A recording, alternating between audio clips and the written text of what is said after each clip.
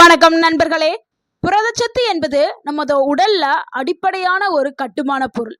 தசைகள், எலும்புகள், தோல், முடி, நகங்கள் என அனைத்திற்கும் புரதச்சத்து மிகவும் அவசியமானது. பொதுவாக புரதச்சத்து என்றாலே பலருக்கும் முட்டை தான் நினைவில் வரும். ஒரு பெரிய முட்டையில் சுமார் 6 முதல் 7 கிராம் மட்டுமே புரதச்சத்து உள்ளது. ஆனா முட்டையை விட அதிக புரதச்சத்து கொண்ட பல உணவுகள் நம்மை சுற்றி இருக்குது. இன்னைக்கு வீடியோல முட்டையை விட அதிக புரதச்சத்து கொண்ட 5 அற்புதமான உணவுகளை பற்றி தான் பார்க்க போறோம்.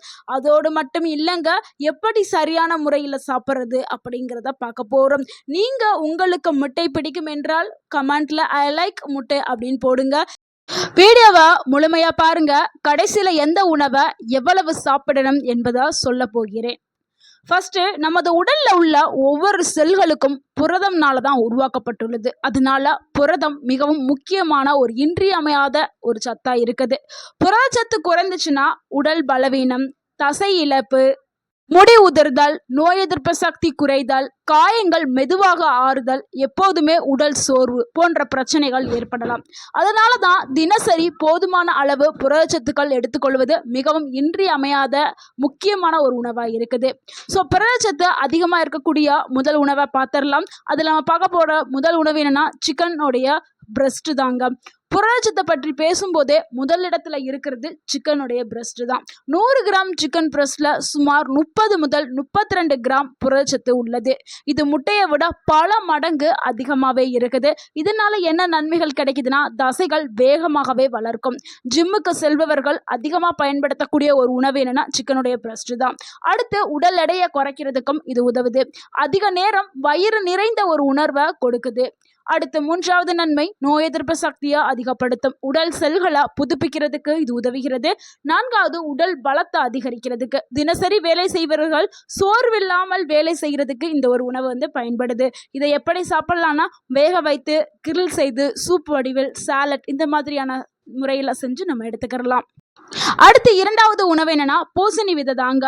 இதை இங்கிலீஷ்ல பம்கின் சீட்னு சொல்லுவோம். நம்ம பூசணிக்காய் சாப்பிடுவோம், அந்த விதைகளை தூக்கி நம்ம தூர போடுவோம். ஆனால் அந்த பூசணி விதைகளில் அதிக அளவில் புரதம் இருக்குது. சிறிய விதை என்றாலும் சக்தி வாய்ந்த புரத உணவு இது ஒரு பூசணி விதை. ஸோ 100 கிராம் பூசணி விதையில் சுமார் 30 கிராம் புரதச்சத்து இருக்குது. இதனால என்ன நன்மைகள் ஏற்படுமா, ஆண்களுடைய ஆரோக்கியத்திற்கு இது ரொம்பவுமே நல்லது. புரோஸ்டோர் ஆரோக்கியத்திற்கு ரொம்பவுமே நல்லது. முக்கியமாக 60 வயசு கடந்தவங்களுக்கு அந்த புரோஸ்டேட் பிரச்சனை வரும். ஸோ அவங்க எல்லாருக்குமே இது ஒரு ஆரோக்கியமான உணவாக இருக்குது. அடுத்து ஆண்களுக்கான அந்த ஆண்மை ஹார்மோன் டெஸ்டோஸ்டரோனை பூஸ்ட் பண்ணுறதுக்கும் இந்த பூசணி விதைகள் பயன்படுது. அடுத்து எலும்புகளை வலுப்படுத்துறதுக்கு இதில் இருக்கக்கூடிய மெக்னீஷியம் பயன்படுது. மெக்னீஷியம் அதிக அளவில் பூசணி விதைகளில் இருக்கனால உங்களுடைய எலும்புகள் இரும்பு போல ஆக்குறதுக்கு பயன்படுது. மூன்றாவது நன்மை என்னன்னா, நல்ல ஒரு தூக்கம் கிடைக்கிறதுக்கு இந்த விதைகள் பயன்படுது. இந்த விதைகளில் டிரிப்டோபன் என்ற அமினோ அமிலம் இருக்குது. இது நல்ல ஒரு தூக்கத்தை கொடுக்குது. நான்காவது நன்மை என்னன்னா, இதயத்தை ஆரோக்கியமா பாதுகாக்கிறதுக்கு இந்த விதைகள் பயன்படுது. இந்த விதையில இருக்கக்கூடிய நல்ல கொழுப்பு அமிலங்கள் இது இதயத்தை பாதுகாக்கிறதுக்கு பயன்படுது. இந்த விதைகளை எப்படி சாப்பிடலாம்னா, நம்ம வறுத்து சாப்பிடலாம். நெய்யை லைட்டா ஆட் பண்ணி வறுத்து சாப்பிட்றது நல்ல ஒரு டேஸ்டாகவும் இருக்கும். உங்க உடலுக்கும் நல்ல ஒரு ஆரோக்கியம். இல்லைன்னா சாலடு, ஸ்மூத்தி இல்லை காலை உணவுல சேர்த்தும் நம்ம எடுத்துக்கலாம். அடுத்து நம்ம மூன்றாவதா பார்க்கக்கூடிய ஒரு உணவு என்னன்னா நிலக்கடலை தாங்க.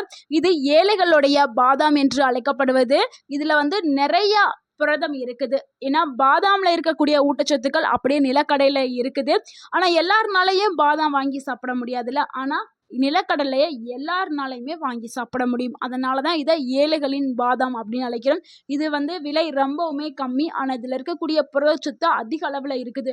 100 கிராம் நீங்கள் எடுத்துக்கிட்டாவே சுமார் 25 முதல் 26 கிராம் புரதச்சத்து இருக்குது.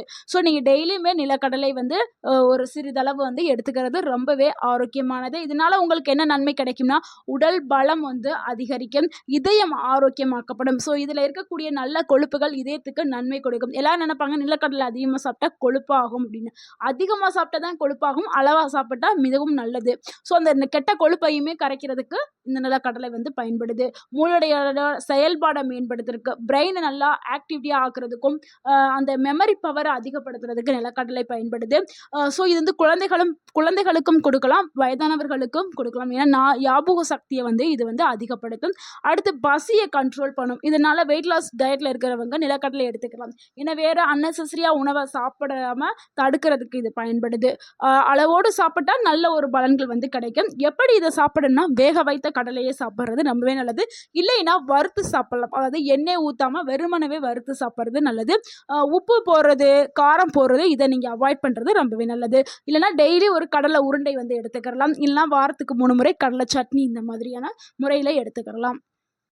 அடுத்து நம்ம 4வதா பார்க்கக்கூடிய ஒரு உணவு என்னன்னா கருப்பு உளுந்து தாங்க. தமிழர்களுடைய பாரம்பரியத்தோடைய ஒரு சூப்பர் உணவு அப்படின்னு சொல்லலாம். இது ரொம்பவுமே சக்தி வாய்ந்த சத்துக்கள் நிறைந்த ஒரு உணவுங்க. 100 கிராம் கருப்பு உளுந்துல சுமார் 24 முதல் 25 கிராம் புரதச்சத்து இருக்குது. இதனால என்ன நன்மை நம்மளுக்கு ஏற்படும்னா, எலும்புகள் வந்து வலுப்படுத்துறதுக்கு பயன்படுது. இதுல அதிக அளவுல கால்சியம் இருக்கிறதுனால நம்மளுடைய எலும்பு ஆரோக்கியத்திற்கு வந்து இந்த கருப்பு உளுந்து வந்து பயன்படுது. பெண்களுடைய ஆரோக்கியத்திற்கு மிகவும் சிறந்தது இந்த கருப்பு உளுந்து. அதனால தான் அந்த காலத்துலலாம் பெண்கள் வந்து ஏஜ் அட்டெண்ட் பண்ண உடனே கருப்பு உளுந்து களி கிண்டி குடுப்பாங்க. ஆனா இப்ப காலப்போக்குல எல்லாமே மாறி போயிருச்சு. ஸோ பெண்கள் ரொம்ப வீக்கா இருக்கிறதுக்கு இந்த ஒரு உணவ வந்து நம்ம கம்மியா எடுத்துக்கிறனால தான். ஸோ இந்த உணவ நீங்க எடுக்க எடுக்க பெண்களுடைய ஆரோக்கியம் சிறப்பாக இருக்கும். ஸோ கண்டிப்பா வாரத்துக்கு ஒரு 3 முறை வந்து இந்த கருப்பு உளுந்து வச்சு உணவுகள் தயாரிச்சு சாப்பிடுறது ரொம்பவே நல்லது. இது தசை வளர்ச்சிக்கு உதவும். உடலுக்கு நல்ல ஒரு சக்தியை கொடுக்கும். முதுகெலும்பை பலப்படுத்துறதுக்கு பயன்படுது. இந்த உணவு இந்த உணவுல என்னென்ன செஞ்சு சாப்பிடலாம்னா, கருப்புளுந்து களி செய்யலாம், கருப்புளுந்து அடை, கருப்புளுந்து தோசை, கருப்புளுந்து லட்டு. இல்லைன்னா இந்த கருப்பு உளுந்த வந்து நீங்க வெறுமனவே எண்ணெய் ஊத்தாம வெறுமனவே வறுத்து பவுடர் பண்ணி நீங்க டெய்லி சாப்பிடக்கூடிய சாதத்துல 1 டேபிள் ஸ்பூன் கருப்பு உளுந்து பவுடரை ஆட் பண்ணி தினமும் நீங்க சாப்பிட்டுட்டு வந்தீங்கன்னா உங்களுடைய உடல் வந்து நல்லாவே வலுவாக்கப்படும். உங்களுக்கு தேவையான எல்லா ஊட்டச்சத்துக்களுமே கிடைக்க ஆரம்பிக்கும். முக்கியமா 40 வயதிற்கு மேல இருக்கக்கூடிய பெண்கள் கண்டிப்பாக இந்த ஒரு உணவை எடுத்துக்கொள்ள வேண்டும். அடுத்து நம்ம 5வதா பார்க்கக்கூடிய ஒரு உணவு என்னன்னா பச்சை பட்டாணி தாங்க. இது சைவ உணவு சாப்பிட்றவர்களுக்கு மிகவும் சிறந்த ஒரு புரத ஆதாரமா இது இருக்குது. 100 கிராம்ல சுமார் 5 முதல் 8 கிராம் புரதச்சத்து இதுல இருக்குது. உலர்ந்த பட்டாணியை விட அதிகமாவே பச்சை பட்டாணியில வந்து புரதச்சத்து நிறையாவே இருக்குது. ஸோ இதனால என்ன நன்மைகள் ஏற்படும்னா, செரிமானத்தை மேம்படுத்தும், உடல் எடையை வந்து கட்டுக்கோப்பா வச்சுக்கிறதுக்கு பயன்படுது, ரத்த சர்க்கரை நிலையை சமநிலையில வைக்கிறதுக்கு பயன்படுது, இதய ஆரோக்கியத்திற்கு நன்மையை கொடுக்குது, நோய் எதிர்ப்பு சக்தியா பல மடங்கு அதிகரிக்கிறதுக்கு இந்த பச்சை பட்டாணி வந்து பயன்படுது. ஸோ இப்போ பார்த்தா நம்ம உணவுகள் இந்த 5 உணவுகளுமே மிகவும் மலிவான விலையில ஈஸியாக கிடைக்கக்கூடிய உணவுகள் தான். ஸோ முட்டையை விட அதிக அளவில் புரதம். நிறைய பேருக்கு வந்து முட்டை சாப்பிட பிடிக்காது. ஸோ அவங்க அதுக்கு மாற்றாக இந்த 5 உணவுகளை எடுத்துக்கலாம். ஸோ இந்த உணவுகள் கூட இன்னமும் சிறிது உணவுகள் இருக்கு. அந்த உணவுகளையும் நம்ம பார்க்கலாம். அனைத்து பருப்பு வகைகளிலுமே வந்து புரதம் வந்து நிறைஞ்சுதாங்க இருக்குது. ஸோ நம்ம வீட்டில் பயன்படுத்தக்கூடிய துவரம் பருப்பை எடுத்துக்கிட்டாலும் சரி, இல்லை பாசி பருப்பை எடுத்துக்கிட்டாலும் சரி, கடலைப்பருப்பை எடுத்துக்கிட்டாலும் சரி, எல்லாத்துலேயுமே வந்து புரதச்சத்து அதிகமாகவே இருக்குது. துவரம் பருப்பில் எடுத்துக்கிட்டோம்னா அது தசை வளர்ச்சிக்கும் எலும்பு ஆரோக்கியத்திற்கும் பயன்படுது. பாசி பருப்பை நம்ம எடுத்துக்கிட்டோம்னா எளிதில் ஜீரணமாகும், நோயில இருந்து மீள்றதுக்கு, ஏன்னா நோய் எதிர்ப்பு சக்தியை அதிகப்படுத்துறதுக்கு பாசி பருப்பு பயன்படுது. உடல் எடையை கட்டுப்படுத்துறதுக்கும் பயன்படுது. கடலை பருப்புல வந்து அதிகமான புரதம், அதிகமான நார்ச்சத்துக்கள் இருக்குது. கொள்ளு பருப்பு வந்து உடல் எடையை குறைக்கிறதுக்கும் கொழுப்பை கரைக்கிறதுக்கும் ஒரு சிறந்த உணவா கொள்ளு பயிர் இருக்குது. அடுத்து சோயா. சைவ உணவுகள்ல மிகவும் அதிக புரதம் கொண்ட ஒரு உணவு சோயா தான். இது தசை வளர்ச்சிக்கும் மிகவும் சிறந்த ஒரு. தினமும் எவ்வளவு புரதம் ஒரு ஆளுக்கு தேவை அப்படிங்கிறத பார்த்தலாம். பெண்களுக்கு முக்கியமா ஒரு நாளைக்கு 45 முதல் 55 கிராம் புரதம் தேவை. ஆண்களுக்கு 55 முதல் 70 கிராம் புரதம் தேவை. உடற்பயிற்சி செய்வர்களுக்கு அதை விட அதிகமாகவே தேவைப்படலாம். ஒரு நாள் புரத உணவு திட்டத்தை பார்க்கலாம். காலையில உளுந்த அடை எடுத்துக்கலாம். அது கூடவே வந்து கடலை சட்னி எடுத்துக்கலாம். மதியானம் சாதம் பிளஸ் பருப்பு, அது கூட பட்டாணி எடுத்துக்கலாம். மாலையில வறுத்த கடலை எடுத்துக்கலாம். இரவுல வந்து சிக்கன் பிரஸ்ட் அல்லது பருப்பு சூப்பு இப்படி சாப்பிட்டா போதுமான புரதச்சத்து உங்க உடலுக்கு வந்து கிடைக்க ஆரம்பிச்சிடும். நண்பர்களே, முட்டை மட்டும் புரதச்சத்து நிறைந்த ஒரு உணவு என்று நினைக்க வேண்டாம். சிக்கன் பிரஸ்ட், பூசணி விதைகள், நிலக்கடலை, கருப்பு உளுந்து, பச்சை பட்டாணி மற்றும் அனைத்து பருப்பு வகைகளிலுமே புரதச்சத்து நிறையவே இருக்குது. புரதச்சத்தோடைய பொக்கிசியம் இந்த உணவுகள்.